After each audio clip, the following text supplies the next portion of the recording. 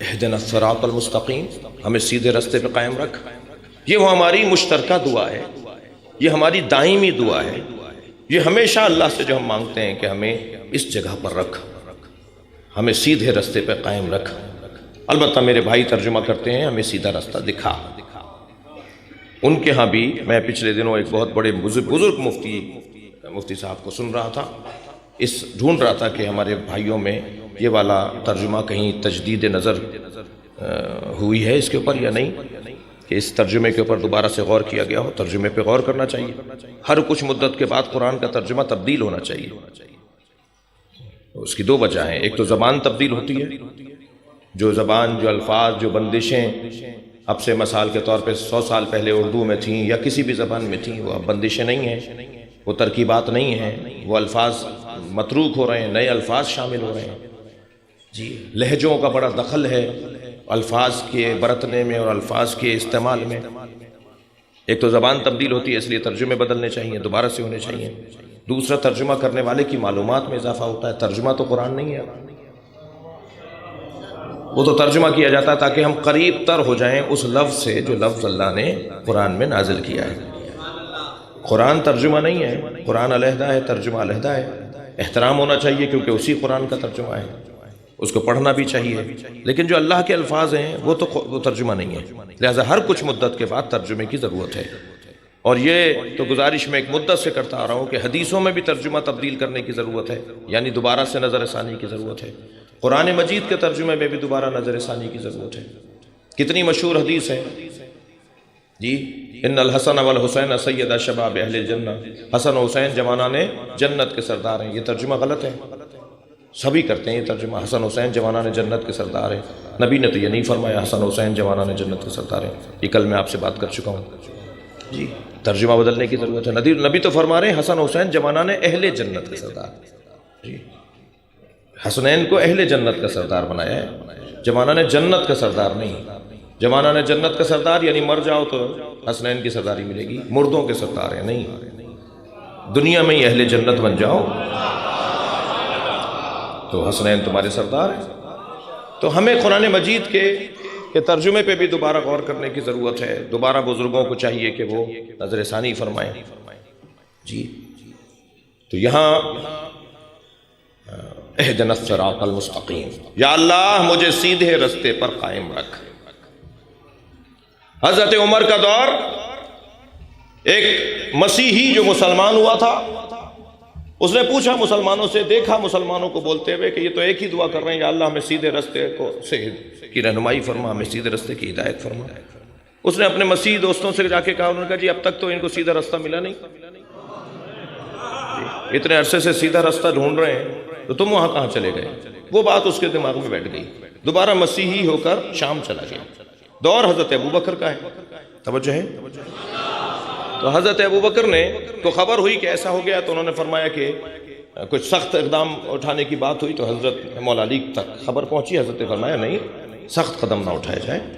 اس نے بات سمجھی نہیں ہے، اس تک بات پہنچی نہیں ہے، ہمیں اسے بات سمجھانے کی ضرورت ہے۔ کہا یا علی یہ کام آپ کا ہے، آپ کریں۔ اچھا ذہن میں رہے کہ حضرت ابوبکر کے دور میں بھی، حضرت عمر کے دور میں بھی، حضرت عثمان کے دور میں بھی خلافت مولا علی کی ہی تھی۔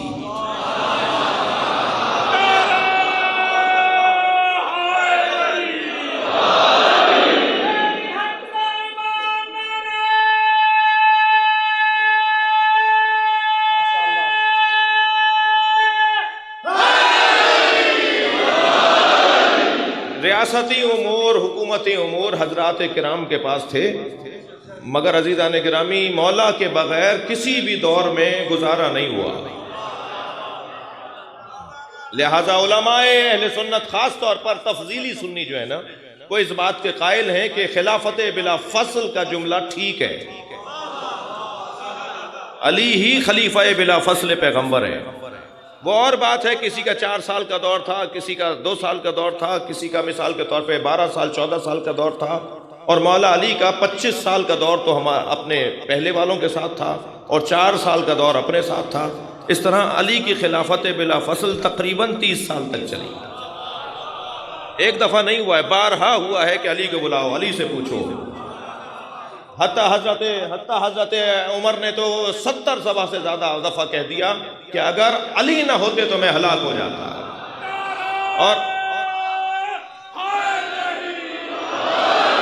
اور حضرت ابو بکر نے تو فرمایا لم تلد النساء مثل علی ابن ابی طالب، دنیا میں کوئی عورت ہی نہیں ہے جس نے علی جیسا بچہ جنا ہو.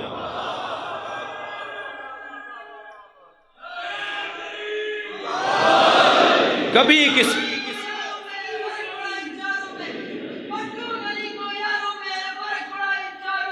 یا اللہ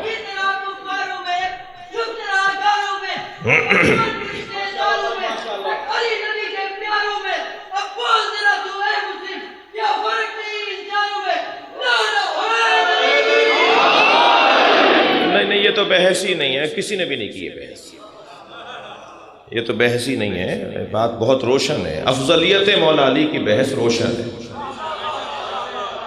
اس بحث کو اختلافی نہیں بنانا، یہ بحث اختلافی نہیں ہے، الجھنوں کا شکار نہیں ہے، سب پر روشن ہے کہ مولا علی سے بعد از مصطفیٰ علی سے افضل کوئی نہیں. سرکار دو جہاں کے بعد مولا علی سے افضل کوئی نہیں ہے، کسی نے دعویٰ بھی نہیں کیا.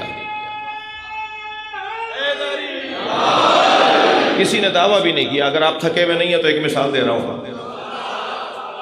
حضرت عائشہ تشریف فرمائے، سیدہ زہرا بھی تشریف فرمائے. ایک صحابیہ نے کہا یا عائشہ جنت میں آپ نبی کی زوجہ ہوں گی اور اے زہرا آپ علی کی زوجہ ہوں گی، جوڑا کون سا بڑا ہوگا؟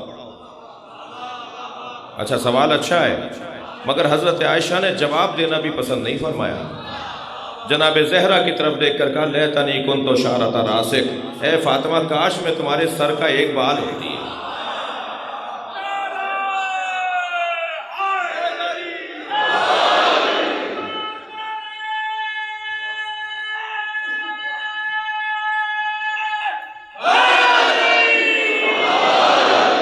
توجہ ہے حضرت کی. حضرت ابوبکر نے حضرت علی سے، حضرت نے فرمایا کہ میں اسے خط لکھوں گا.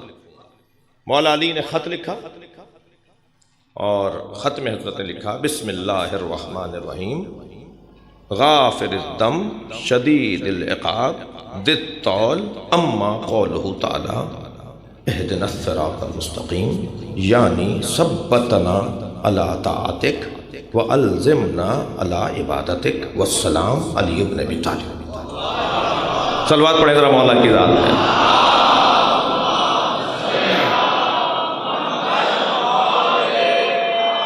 مختصر ترین جامع ترین میرے مولا علی نے خط لکھا، اور جب یہ خط شام اس تک پہنچا تو وہ خط لے کر مولا کی خدمت میں آیا اور کہا کہ میں نے اسلام سمجھا نہیں تھا، اب سمجھا.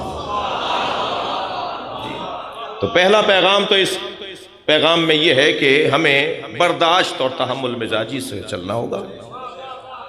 اگر اب تک میری بات کسی تک پہنچی نہیں ہے تو مجھے ناراض اس سے نہیں ہونا چاہیے، بلکہ اپنی بے ذاتی، اپنی کم علمی، اپنی کمزوری کا احساس کر کے اپنی توانائیوں کو بڑھانا پڑے گا، تب جا کر میں کسی کو بات سمجھا سکوں گا. مجھے دروازہ کھلا رکھنا چاہیے، دل بڑا رکھنا چاہیے، وسعت قلبی کے ساتھ مظاہرہ کرنا چاہیے، سب کو پیار دینا چاہیے. سب کو کافر ثابت کرنا کوئی بڑا کارنامہ نہیں ہے، کافروں کو مسلمان بنانا کارنامہ ہے. جی میرے مولا نے لکھا کہ بسم اللہ الرحمن الرحیم غافر الذم شدید العقاب ذی الطول، یہ الرحمن الرحیم کی صفات، یعنی اللہ کی صفات میں اضافہ کیا حضرت نے. بسم اللہ، اللہ کی صفات میں رحمان بھی ہے، رحیم بھی ہے، ذی الطول بھی ہے، شدید العقاب بھی ہے، غافر الذنب بھی ہے. اما قولہ تعالی، اور جو اللہ کا یہ قول ہے اہدنا الصراط المستقیم، تو سنو اس کے دو معنی ہیں. دو معنی ہیں، یعنی ہم اللہ سے کہہ رہے ہیں ثبتنا علی طاعتک، ہمیں اپنی اطاعت پر ثابت قدم رکھ اور ہمیں اپنی عبادت کا لازم بنا.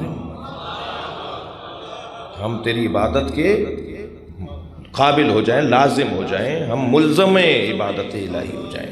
ملزم نہیں کہا ہے میں نے، ملزم. صلوات پڑھیں ذرا محمد و آل محمد.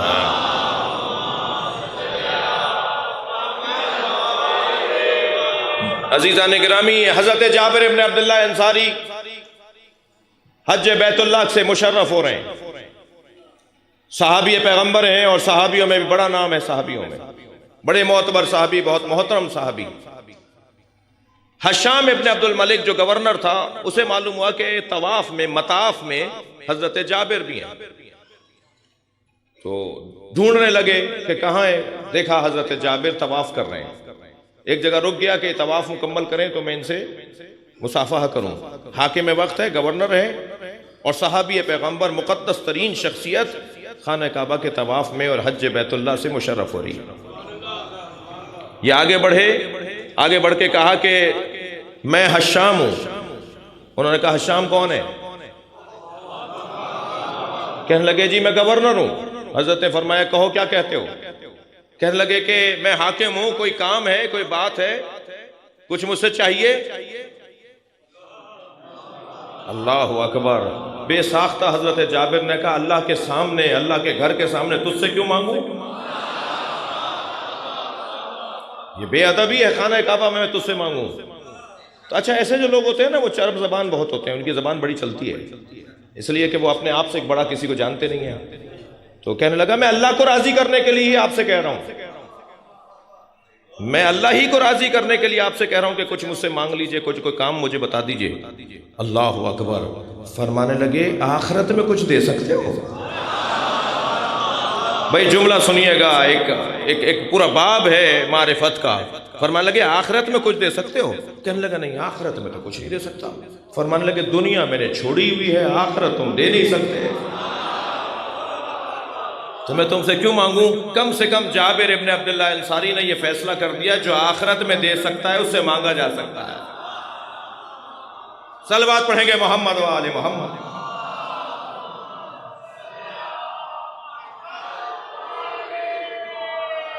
اللہ کے ہاتھ میں مالکیت ہے اور اللہ سے وہ دلوا سکتا ہے کہ جو اللہ سے قرب رکھتا ہے.